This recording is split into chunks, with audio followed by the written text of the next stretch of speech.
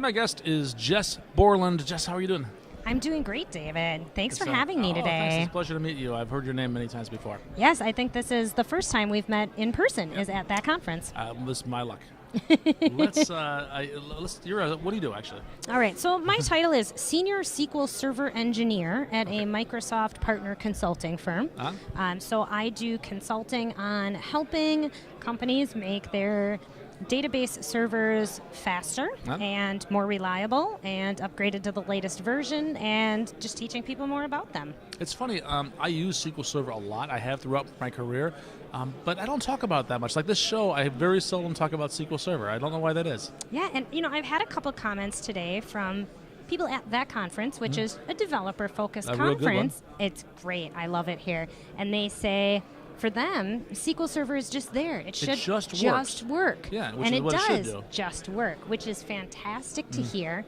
My goal is just to teach them a little bit more about maybe once in a while you run into things that are a little bit slower and you want to make it a little bit faster, or you want to do this cool thing that you heard about in another database service, and SQL Server keeps adding new features all the time. They do. So I started with SQL Server 6.5, I think was the first version I Okay. used, and now they're on, I don't know, well, they stopped the numbering system. SQL Server 2016? they did, yes. 2016 came was out. released on June 1st of 2016. Okay, so just So- about 2 months ago Yes. from today. Fresh off the presses. Let's talk about what's new in All SQL right. Server 2016. That's awesome. So, it's still your basic relational database system, which is perfectly good. That's exactly what it's there for. But they've been adding a lot of things that make developer, in particular, lives easier. Just as we were sitting here getting ready, a woman across the table heard our topic, and she's like, date time support. That was Maggie. She's a big Yeah. date time person. Yeah, so that's She one wrote thing. a JavaScript framework that supports date time. That's awesome. So, right, Microsoft is listening to people that have these problems and trying to find ways to solve them.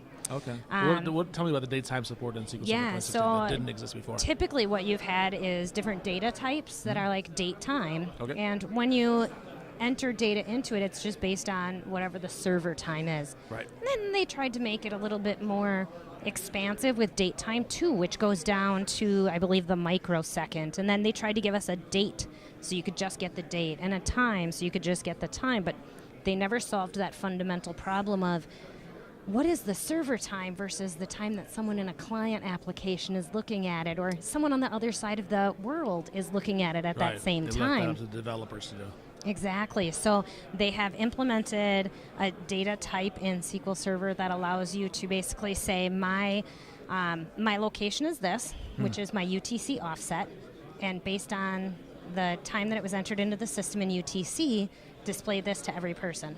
So this is like a date time 3 or something Yeah, like that. It kinda. includes not only the date time, but also information about which time zone you're in. Exactly. So that makes less work for the programmers, right? You Yep. don't have to write all of this code to try to interpret it back and forth, and then Or if store the that in server another time field somewhere changes. that- Yeah, so that's really neat. I like it. Another thing I talked about with Maggie was JSON support.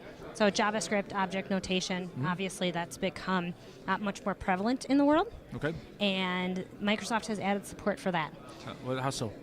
We are now able to take a JSON document and using built-in SQL Server functions, read that so that the nested information can be stored directly into a relational table. So Oh. it flattens. So it automatically parses out some JSON. Correct. Ah. And vice versa. You can take the data that's stored in a relational table, Oh, how nice. use a function, and it will make a notated document for you with all of the appropriate nesting Oh, levels. that's great for web services that Exactly. just expose things like OData that Exactly. just return data across the web, because JSON is now becoming the de facto standard.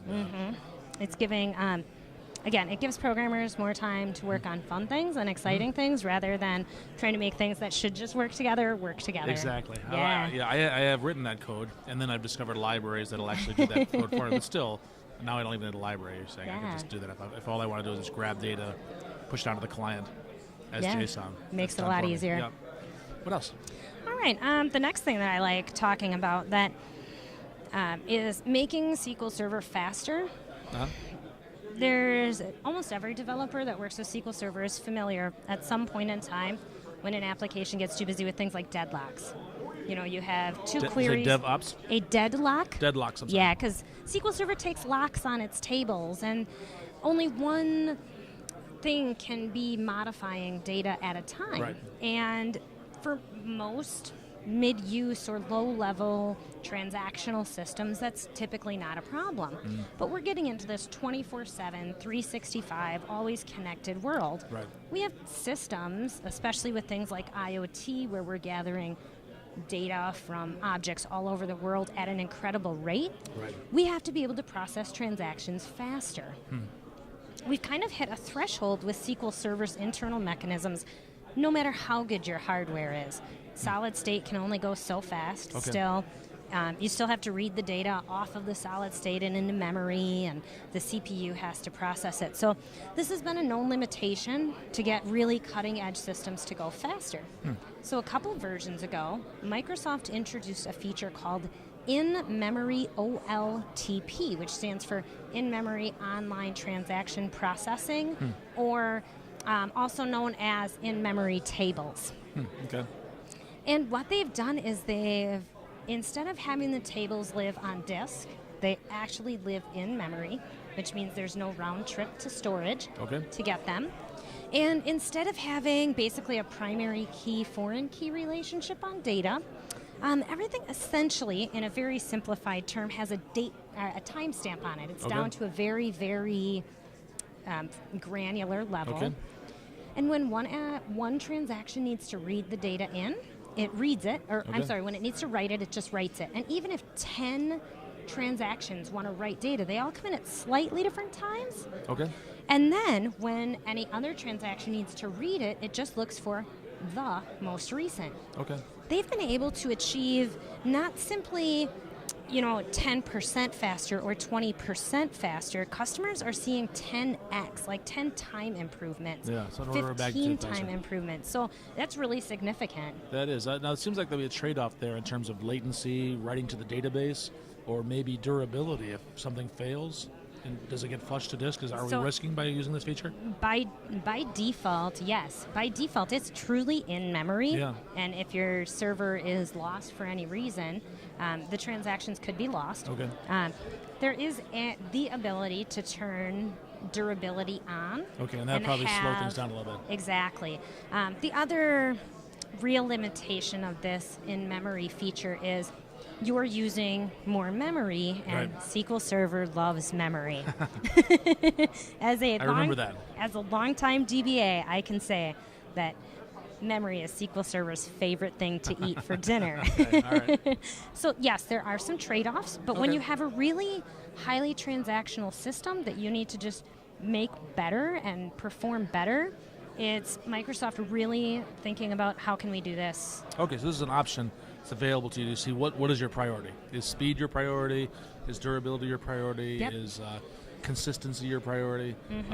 This is one thing. If speed is your ultimate priority, this will be the feature to use Absolutely. for you. And there are trade-offs like the durability, but the consistency is maintained. So you can still do primary keys, foreign keys, indexes. You have all of that.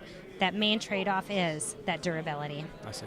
What else? All right, so another feature that I've come to really love in SQL Server is how they're handling security with the latest versions. Right, everyone, that's a big topic these everyone days. using technology should be concerned about security.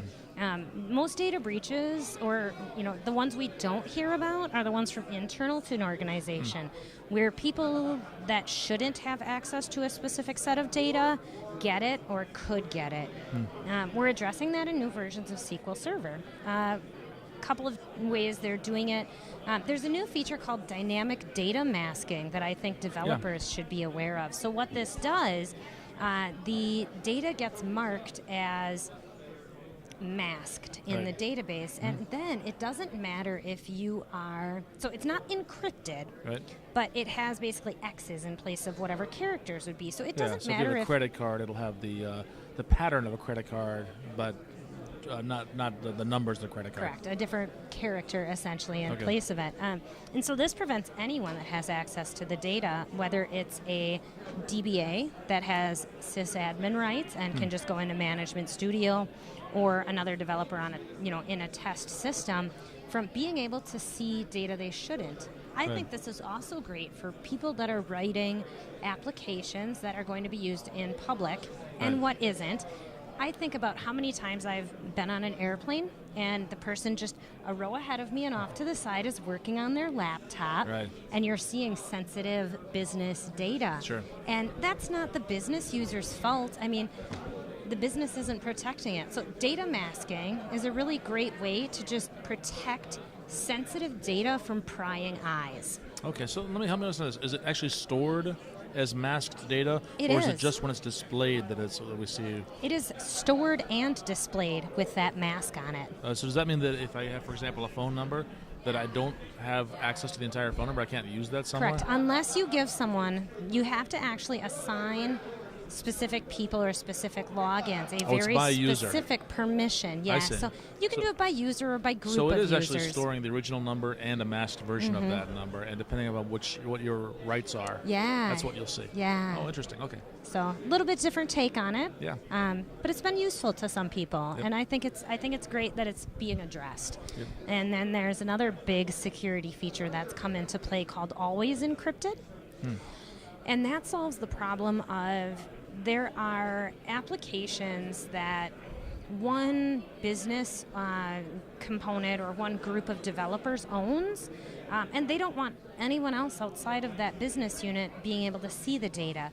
Maybe they have like a third company or a third-party DBA company, and those DBAs need sysadmin rights to be Okay. able to take the backups and do all the maintenance checks, but nobody should be able to actually see the data. I see. We've had encryption features in SQL Server for some time. Right. You can encrypt a column, you can encrypt an entire database, but if someone has sysadmin rights to that database, they can still go in and just view the data. Right. So this always encrypted feature uses the latest .NET 4.6 driver, and you create the encryption keys on the application server. I see. So once the data enters the application, the driver, using this always encrypted method, encrypts the data right then and there. So both in transmission across the wire and on disk when it's stored in SQL Server, and then all the way back, it's encrypted the entire time. Really nice turnkey solution for that. Yeah, I gave a SQL Server 2016 roadshow event, and right after I mentioned Always Encrypted, a developer came up to me and he said, I wish they'd had this 1 year ago. I just had to spend 3 months writing a solution Right. to do that all myself. I think everything you talked about, people have written tools to do this, either plugins for SQL Server or extra extensions to their application. That's code they no longer have to write for So- almost every feature you've mentioned so far. Yeah, and these are And we can mask data. We can have it display. I've seen web pages typically do that. They'll get the data and then they'll mask it so the user doesn't see Yeah. it. Doesn't help in SQL Server Management Studio, though. exactly. So, and it's really nice because something like data masking, it doesn't matter what programming language you're using Right. to write that in. Right. It just works. Or if somebody happens to access it through some other means Yeah. besides so, your application. Yeah. So I think it's great that with the latest version of SQL Server, Microsoft is really working to address common known business issues. Are any other ones we should call out? I think that's the big ones. Those are the big ones. I That's think what those I are the wanted to big hear. ones. Yeah, that's a lot of stuff to Yeah, take that is in for a that is few a minutes. lot, considering this is like the 15th version of this product or something. Like that. It's Yeah, a product that it just Microsoft keeps getting better. bought decades ago. Yeah. So And do you have an online presence? Are you writing about this? I know you already said you're speaking about it I sometimes. do. So I work for a company called Concurrency, just like the programming term. So you can go to concurrency.com. Isn't that where Carl works? It is. I work with Carl Schweitzer from He's a the smart MS guy. Dev Show. Yeah, we brought him in. Carl and I met for the first time at that conference 3 years ago. Oh, He when just he worked for reminded me somebody of else. that. Yes. So concurrency.com/blog. Okay. And I write frequently about SQL Server topics there. Jess, thank you so much. Thanks for having me, David.